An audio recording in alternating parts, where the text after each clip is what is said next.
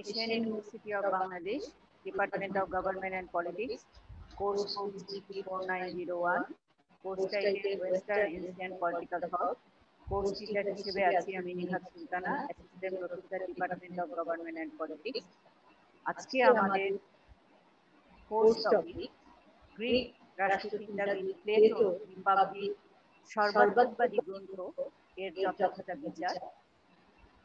এই যথাযথ বিচার করতে গিয়ে আমরা এখানে আলোচনা করব প্লেটোর রিপাবলিক গ্রন্থের মূল বিষয়বস্তু, সর্বাত্মকবাদের ধারণা, প্লেটোর রিপাবলিক গ্রন্থটি সর্বাত্মকবাদিতার কারণ এবং সবশেষে মূল্যায়ন।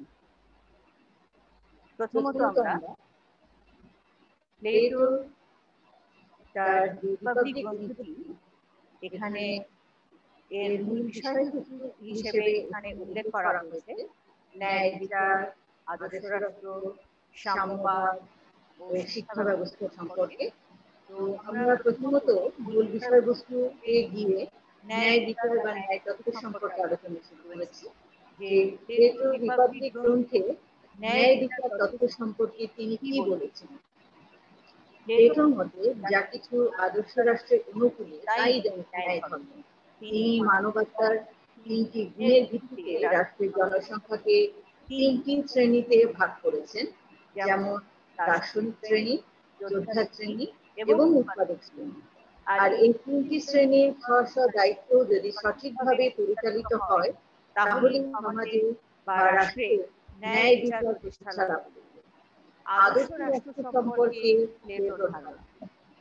প্লেটো তার রিপাবলিক গ্রন্থে উল্লেখ করেছেন যে আদর্শ রাষ্ট্র কি এবং তার বৈশিষ্ট্য কি হওয়া উচিত।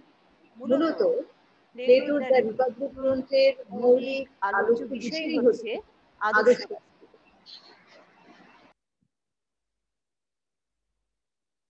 তিনি মানবতার প্রকৃতির উপর ভিত্তি করে আদর্শ রাষ্ট্রের রূপরেখা প্রণয়ন করেছেন। এক্ষেত্রে তিনটি বিষয়কে তিনি উল্লেখ করেছেন, অর্থাৎ রাষ্ট্রের জনসমষ্টিকে তিনি তিন ভাগে ভাগ করেছেন। এক, প্রজ্ঞা বা জ্ঞান, এর প্রতিনিধিত্বকারী হচ্ছে দার্শনিক শ্রেণী বা দার্শনিক রাজা। দুই, সাহস বা বিক্রম, এর প্রতিনিধিত্বকারী হচ্ছে যোদ্ধা শ্রেণী। তিন, উৎপাদক, যারা এর প্রতিনিধিত্ব করছেন হচ্ছে সাধারণ খেটে খাওয়া মানুষ।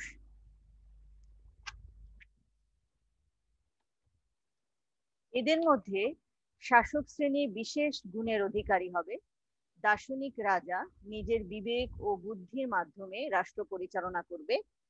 সৈনিক শ্রেণী দেশ রক্ষা করবে এবং উৎপাদক শ্রেণী নিত্য নৈমিত্তিক যে দ্রব্য সামগ্রী আছে তা উৎপাদনের কাজে নিয়োজিত থাকবে।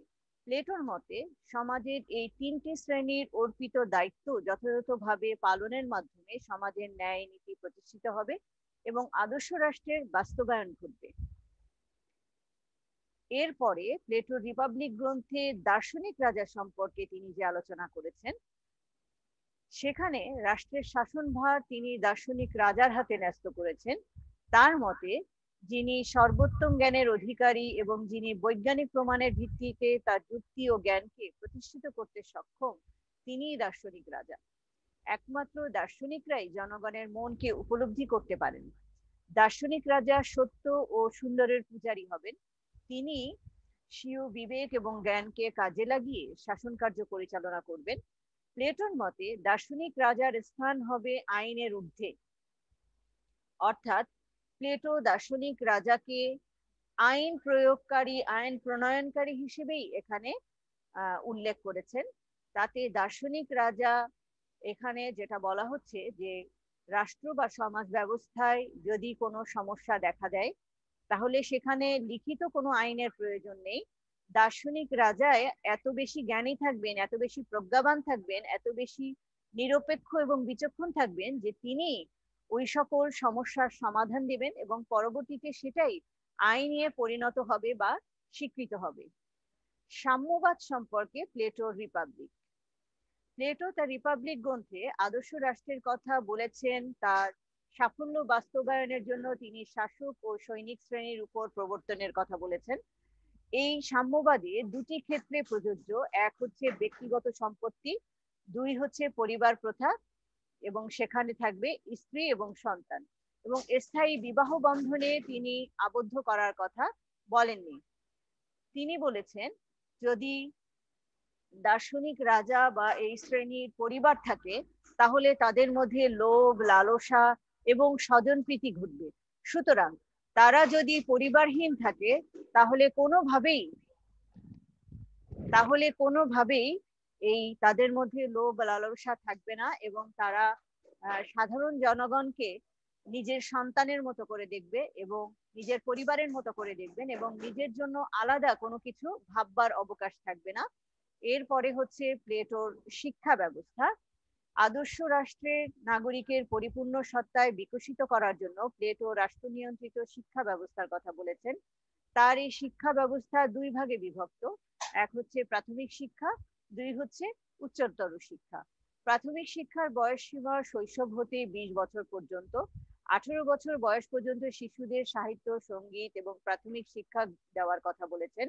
2 বছর সংরক্ষিত থাকবে শরীরচর্চা এবং সামরিক শিক্ষার জন্য। এরপরে হচ্ছে উচ্চতর শিক্ষা। এই উচ্চতর শিক্ষাকে তিনি 3 ভাগে ভাগ করেছেন। এক হচ্ছে 20 থেকে 30 বছর, এই সময়ে গণিত, জ্যামিতি, জ্যোতিষশাস্ত্র এবং সঙ্গীত শিক্ষা দেওয়ার কথা বলেছেন। 30 থেকে 35 বছর, এই স্তরে শিক্ষার্থীদের উচ্চতর দর্শন, যুক্তিবিদ্যা ও অধিবিদ্যা শিক্ষা দেওয়ার কথা বলেছেন। 35 থেকে 50 বছর, এই সময় উচ্চতর শিক্ষা শেষ করে মেধা অনুযায়ী রাষ্ট্রীয় কাজে তারা নিযুক্ত হবেন। এই ছিল প্লেটোর রিপাবলিক গ্রন্থের মূল বিষয়বস্তু। এখন আমরা প্লেটোর আমাদের টপিক অনুযায়ী প্লেটোর রিপাবলিক গ্রন্থটি সর্বাত্মক কি না সেটি আলোচনার আগে আমাদের জানতে হবে সর্বাত্মকবাদ কি, অর্থাৎ সর্বাত্মকবাদের ধারণা সম্পর্কে আমাদের একটু পরিষ্কার হতে হবে। সর্বাত্মকবাদ বলতে এমন এক ব্যবস্থাকে বোঝায় যেখানে নির্দিষ্ট কোনো ব্যক্তি বা ব্যক্তিগোষ্ঠী নিজের ইচ্ছা অনুযায়ী রাষ্ট্র পরিচালনা করেন। এরাই রাষ্ট্রের সার্বভৌমত্বের মালিক এবং রাষ্ট্রের সব আইনের উৎস। সর্বাত্মকবাদের একটি মাত্র রাজনৈতিক দল বা গোষ্ঠী রাষ্ট্র ক্ষমতায় অধিষ্ঠিত থাকে। তো এইখানে সর্বাত্মকবাদের কিছু বৈশিষ্ট্য আমরা উল্লেখ করতে পারি। প্রথমত, এটি এক ব্যক্তি বা নির্দিষ্ট ব্যক্তি গোষ্ঠীর শাসন। দ্বিতীয়ত, শাসক গোষ্ঠী তাদের কার্যক্রমের জন্য অন্য কোনো কর্তৃপক্ষের নিকট জবাবদিহি করবে না। তৃতীয়ত, তাদের ইচ্ছা অনুযায়ী রাষ্ট্র পরিচালিত হয় বা সংবিধান বা আইন সেখানে মূল্যহীন। চতুর্থত, যেখানে নিরপেক্ষ নির্বাচন ও ব্যক্তি স্বাধীনতা বলে কিছু থাকে না, গণতন্ত্র সেখানে অস্তিত্বহীন। পঞ্চমত, সরকারের প্রত্যেকটি বিভাগেই তাদের কঠোর নিয়ন্ত্রণ প্রতিষ্ঠিত হয়। ষষ্ঠত, একটি মাত্র রাজনৈতিক দল থাকে। সপ্তমত, সর্বাত্মকবাদী রাষ্ট্রের সামরিক বাহিনীর শাসন গোষ্ঠীর নিয়ন্ত্রণে থাকে। অষ্টমত, শাসন গোষ্ঠীর ক্ষমতা থাকে সীমাহীন। এখন আমরা মূল আলোচনায় যাচ্ছি যে প্লেটোর রিপাবলিক গ্রন্থটি সর্বাত্মকবাদী হওয়ার কারণ।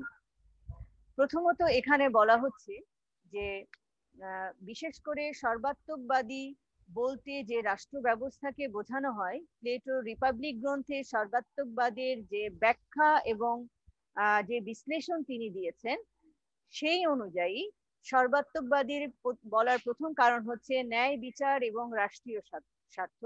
প্লেটো তার ন্যায় নীতির মাধ্যমে রাষ্ট্রের প্রত্যেক শ্রেণীর নাগরিকের কর্মক্ষেত্র সীমাবদ্ধতা আরোপ করেছেন, যা ব্যক্তি স্বাতন্ত্র্যের পরিপন্থী। পপার বলেন যে যা কিছু সর্বোত্তম রাষ্ট্রের অনুকূল তাই হচ্ছে ন্যায় বিচার, অর্থাৎ রিপাবলিকের ন্যায়বান কথাটি সর্বোত্তম রাষ্ট্রের আস্থা অনুকূলে যেসব জিনিস তারই নামান্তর মাত্র। প্লেটো হেগেল এবং মার্কসের দ্বারা বেশি সমালোচিত হয়েছেন। মার্কস এবং হেগেলের বিশিষ্ট ভাষ্যকারণ কে পপার মনে করেন যে প্লেটো তার ন্যায় বিচার তত্ত্বের সাহায্যে সর্বাত্মকবাদের প্রবর্তন করতে চেয়েছেন। প্লেটো ব্যক্তি বা গোষ্ঠীর স্বার্থকে আদৌ মর্যাদা দেননি। রাষ্ট্রের স্বার্থ সবার শীর্ষে এবং ব্যক্তিকে সেই স্বার্থের সঙ্গে সম্পূর্ণরূপে সামঞ্জস্য বিধান করে চলতে হবে। পপার এখানে প্রশ্ন তুলেছেন, এটা যদি সর্বাত্মকবাদী না হয় তাহলে এটা আসলে কি? এটা সর্বাত্মকবাদেরই নামান্তর।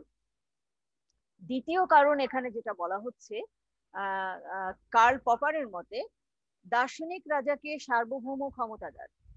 প্লেটো তার কল্পিত আদর্শ রাষ্ট্রে দার্শনিক রাজাকে সার্বভৌম ক্ষমতার মালিক হিসেবে বর্ণনা করেছেন। এই চরম ক্ষমতা আসলেই তাকে সর্বাত্মকবাদী করে তুলেছে। 3, আইনের অবমূল্যায়ন। প্লেটো দ্য রিপাবলিক গ্রন্থে দার্শনিক শ্রেণীর ন্যায়বান এবং প্রজ্ঞাবান, তাই আদর্শ রাষ্ট্রের আইনে প্রয়োজনীয়তা নেই। তো এইভাবে দার্শনিক রাজার হাতে আইনি কর্তৃত্ব এসে যাওয়ার ফলে দেখা যাবে যে সেইখানে দার্শনিক রাজা সর্বাত্মকবাদিতার রূপ নেবে। চতুর্থত বলা হচ্ছে যে বিচারের অসমতা। প্লেটো রিপাবলিক গ্রন্থে নাগরিকদের মধ্যে বিচারের সমতা রক্ষা করা হয়নি, অর্থাৎ তার বিচার নীতি অনুযায়ী শ্রেণীভেদে বিচার কার্যক্রম এবং সুবিধা দেওয়ার কথা বলা হয়েছে। পঞ্চমত, অসম বন্টন ব্যবস্থা। প্লেটো তার রিপাবলিক গ্রন্থে কেবল শাসক শ্রেণীকে প্রসূত সুযোগ সুবিধা দিয়ে দাস শ্রেণীকে বঞ্চিত করা হয়েছে, যা সর্বাত্মকবাদেরই বহিঃপ্রকাশ। অর্থাৎ রাষ্ট্র ব্যবস্থায় তিনি জনগণকে তিনটি শ্রেণীতে বিভক্ত করেছেন: দার্শনিক, যোদ্ধা এবং উৎপাদক শ্রেণী। দেখা যাচ্ছে যারা উৎপাদক তারা আসলে দাসত্ব বরণ করে সারা জীবন উৎপাদনই করে যাবেন, আর যারা দার্শনিক তারা সর্বোচ্চ সুযোগ সুবিধা নেবেন, আর মাঝখানে থাকবে যোদ্ধা শ্রেণী, তারা সবসময় দেশকে রক্ষা করবার কাজে নিয়োজিত থাকবেন এবং তাদেরকে এই কাজের বিনিময়ে যে পারিশ্রমিক দেওয়ার কথা বলা হয়েছে সেটা সময়ের পরিবর্তনে তাদের অবস্থানেরও পরিবর্তন হতে পারে, সেই বিষয়টি এখানে উল্লেখ করা হয়নি। ষষ্ঠত, ব্যক্তি স্বাধীনতা হরণ। প্লেটোর আদর্শ রাষ্ট্রে রাষ্ট্র নিয়ন্ত্রিত শিক্ষা ব্যবস্থার কথা বলা হয়েছে, সাম্যবাদ এবং শ্রেণীকরণের কথা বলা হয়েছে, যার মাধ্যমে আসলে ব্যক্তি স্বাধীনতাকে হরণ করা হয়েছে, যা সর্বাত্মকবাদী রাষ্ট্র ব্যবস্থার সাথে তুলনাযোগ্য। এর পরবর্তীতে আছে যে পারিবারিক প্রথাকে অস্বীকার করা। প্লেটো তার রিপাবলিক গ্রন্থে শাসক শ্রেণীর জন্য পারিবারিক প্রথাকে অস্বীকার করেছেন, অর্থাৎ তিনি মনে করেছেন যে শাসক শ্রেণীর যদি পরিবার থাকে তাহলে শাসক বা দার্শনিক রাজা পরিবারকে বেশি সময় দেবে এবং পরিবারকে সন্তুষ্ট করতে সে স্বৈরাচারিতার পথ বেছে নেবে বা স্বজনপ্রীতির পথ বেছে নেবে, যার কারণে তিনি শাসককে পরিবারের সাথে বা পরিবার ব্যবস্থার সাথে সম্পর্কহীনতার কথা বলেছেন। এখানে তার সমালোচকরা এই কারণেই এই ব্যবস্থাকে সর্বাত্মকবাদের ধারণাকে প্রশস্ত করতে সাহায্য করবে সেটাই উল্লেখ করেছেন। পরবর্তী সমালোচনা বা কারণ হচ্ছে গণতন্ত্র বিরোধী। প্লেটো তার রিপাবলিক গ্রন্থে গণতন্ত্রকে অজ্ঞতা ও যোগ্যতা শাসন বলে পরিহার করেছেন। এ কথা বলে তিনি আসলেই সর্বাত্মকবাদকেই আমন্ত্রণ জানিয়েছেন। নবমত, উৎপাদক শ্রেণীর অধিকার হরণ। প্লেটো তার আদর্শ রাষ্ট্রে উৎপাদক শ্রেণীকে রাজনৈতিক অধিকার থেকে বঞ্চিত করে গুটি কয়েকের শাসন জারি করেছেন। এটা গণতন্ত্রের পরিপন্থী এবং এটা একটি সর্বাত্মকবাদের প্রকৃতির সাথে মিলে যায়। তার সমালোচকরা এটাই বোঝানোর চেষ্টা করেছেন। একটু আমরা যদি এখন প্লেটোর সর্বাত্মকবাদীর ধারণাগুলিকে বিশ্লেষণ করতে চাই বা এই কারণগুলিকে যদি ব্যাখ্যা করতে চাই তাহলে আমাদেরকে এখানে মূল্যায়ন করতে হবে। আমরা যদি একটু গভীরভাবে চিন্তা করি এসব অভিযোগেরও কিন্তু প্লেটোর বর্ণনাতেই কিছু উত্তর খুঁজে পাওয়া যাবে। যেমন প্রথমত, প্লেটোর সাম্যবাদ ব্যবস্থায় ব্যক্তিকে যেসব অধিকার থেকে বঞ্চিত করা হয়েছে সেগুলো শুধু রাষ্ট্রের কল্যাণ চিন্তা করেই নয়, ব্যক্তির নিজস্ব কল্যাণের কথা চিন্তা করেও কিন্তু প্লেটো এই কথাগুলি বলেছেন তার রিপাবলিক গ্রন্থে। দ্বিতীয়ত, প্লেটোর পরিকল্পনায় ব্যক্তি বা রাষ্ট্রের বিচ্ছেদের কথা বা ব্যবচ্ছেদের কথা জড়িত। রাষ্ট্রের ঐক্য প্রতিষ্ঠাই হচ্ছে ব্যক্তি জীবনের লক্ষ্য। তিনি আধুনিক সর্বাত্মকবাদের মতো ব্যক্তিকে রাষ্ট্রের বেদিমূলে সমর্পণ করেননি, অর্থাৎ তিনি যা চিন্তা করেছেন সমস্তটাই তিনি রাষ্ট্রের কল্যাণের কথা ভেবেই তিনি এই রিপাবলিক গ্রন্থটি রচনা করেছেন। তৃতীয়ত, প্লেটো আদর্শ রাষ্ট্রের দার্শনিক রাজার কথা বলেছেন এবং তার গুণাবলীর কথা বলেছেন, তাতে সর্বাত্মকবাদী হওয়ার সম্ভাবনা খুবই কম। কারণ দার্শনিক রাজা এখানে এমন গুণসম্পন্ন ব্যক্তি যিনি প্রাতিষ্ঠানিক শিক্ষায় শিক্ষিত হবেন, তার বিচক্ষণতা, দূরদর্শিতা, এবং তাকে হাতে কলমে শেখানো হবে যে একটি রাষ্ট্র পরিচালনা করবার জন্য একজন দার্শনিক রাজাকে কি কি দক্ষতা এবং গুণের অধিকারী হতে হবে, তাকে বাস্তবে সেটা প্রয়োগ করবার মতো সুযোগও দেওয়া হবে। এই প্রয়োগ করবার ফলে যিনি সফল হবেন বা সর্বশ্রেষ্ঠ হবেন, তিনি দার্শনিক রাজা হিসেবে নিয়োগ পাবেন। সুতরাং এখানে দার্শনিক রাজা সকল লোভ লালসার ঊর্ধ্বে থেকে, পারিবারিক বন্ধন থেকে ঊর্ধ্বে থেকে তিনি রাষ্ট্র পরিচালনা করবেন, যাতে করে তার কোনো পিছু টান না থাকে বা তার ভেতরে স্বৈরাচারী মনোভাব যেন কোনোভাবে আসতে না পারে। পঞ্চমত, প্লেটোর শিক্ষা ব্যবস্থার বিরুদ্ধে সর্বাত্মকবাদের অভিযোগটি আসলে গ্রহণযোগ্য নয়। কারণ আধুনিক কালে নির্দিষ্ট স্তর বিশিষ্ট শিক্ষা লাভের পরেই কোনো ব্যক্তিকে সরকারি কাজে নিয়োগ দেওয়া হয়। আমরা জানি যে প্রত্যেকটা রাষ্ট্র ব্যবস্থারই শিক্ষার কিছু স্তর আছে। প্লেটো সেই খ্রিস্টপূর্বাব্দে সেই শিক্ষার স্তরেরই প্রথম সূচনা করেন এবং স্তর সম্পর্কে আমাদেরকে একটা ধারণা দেন। আজকে যদি আমরা বাংলাদেশের শিক্ষা ব্যবস্থার কথাও বলি, তাহলে বলবো যে আমাদের দেশেও যে শিক্ষা ব্যবস্থার স্তর নির্মাণ করা হয়েছে, সেই উৎস আসলে কোথায়? সেই আদি উৎস আসলে প্লেটোর শিক্ষা ব্যবস্থা। আমাদের এসএসসি পরীক্ষা বলি, এইচএসসি পরীক্ষা বলি, অনার্স পরীক্ষা বলি, মাস্টার্স বলি, এমফিল, পিএইচডি, তারপরে আমরা সরকারি কোনো কর্মকর্তা বা কর্মচারী হিসেবে যোগদান করি। এই যে এক একটা স্তর, কাজের যে এক একটা স্তর, শেখার যে স্তর, সেটা প্লেটোর শিক্ষা ব্যবস্থা যদি বর্তমান শিক্ষা ব্যবস্থার সাথে আমরা মেলাতে চাই, অবশ্যই তার গ্রহণযোগ্যতা আছে। সুতরাং পরিশেষে আমরা বলতে পারি যে দ্য রিপাবলিক গ্রন্থে প্লেটোর মূল উদ্দেশ্য ছিল রাষ্ট্রের কল্যাণ নিশ্চিত করা। রাষ্ট্র যাতে স্থায়ী হয় এবং এতে জনকল্যাণও যাতে স্থায়ী হয়, সেজন্য তিনি আনুষঙ্গিক বিভিন্ন বিষয়ের অবতারণা করেছেন। প্লেটোর পরিকল্পনায় ব্যক্তিসত্তার পরিপূর্ণ বিকাশই আদর্শ রাষ্ট্রের লক্ষ্য। কাজেই তার এই আদর্শ রাষ্ট্রকে কোনোভাবেই সর্বাত্মক বলা যায় না। তিনি দ্য রিপাবলিক গ্রন্থে যে নীল নকশা এঁকেছেন, তা মূলত ব্যক্তি কল্যাণেরই নীল নকশা, সর্বাত্মকবাদের না। সুতরাং আমরা বর্তমান যুগে যদি প্লেটোর এই রিপাবলিক গ্রন্থ নিয়ে পর্যালোচনা করি, তাহলে আমাদেরকে একটা কথা এখানে বলতে হবে, যে কোনো দার্শনিক যখনই কোনো তত্ত্ব দেন বা কোনো গ্রন্থ রচনা করেন, তিনি তার সমসাময়িক রাষ্ট্র বা রাজনৈতিক ব্যবস্থার প্রেক্ষাপটেই সেটা রচনা করে থাকেন। সুতরাং সেই সময়ের জন্য এই প্লেটোর রিপাবলিক গ্রন্থটি ছিল খুবই যুগ উপযোগী, বা বর্তমানেও যদি আমরা প্লেটোর এই গ্রন্থ থেকে কোনো রাষ্ট্র পরিচালনা করবার জন্য কোনো তত্ত্ব নিয়ে যদি আলোচনা করতে চাই, তাহলে আমি বলবো যে সেটা একেবারে মূল্যহীন হবে না, বা সেটা অবশ্যই যথার্থ হবে।